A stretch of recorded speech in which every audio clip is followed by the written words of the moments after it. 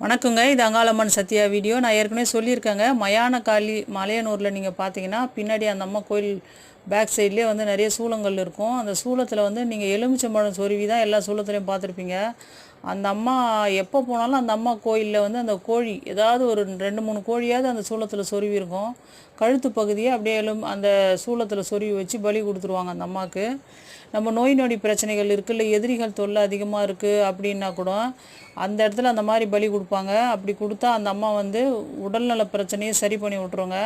அதே மாதிரி எதிரிகள் தொல்லை இருந்தாலும் அவங்கள ஒரு வழி பண்ணி விட்டுரும் அந்த அம்மா.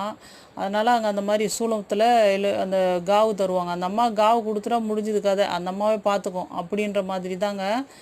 ஆனால் நியாய தேவை தான். அந்த அம்மா வந்துங்க நம்ம பக்கம் நியாயம் இருந்தால் கண்டிப்பாக அதை செஞ்சு முடிச்சிடும். அதேமாரி உடல்நல பிரச்சனைகள் கூட அந்த அம்மாவை நாடி நம்ம போயிட்டோம்னா அந்த உடம்பு எவ்வளோ பெரிய பிரச்சனைகள், அது எவ்வளோ முடியாத காரியமாக இருந்தால் கூட அவ்வளோ சூப்பராக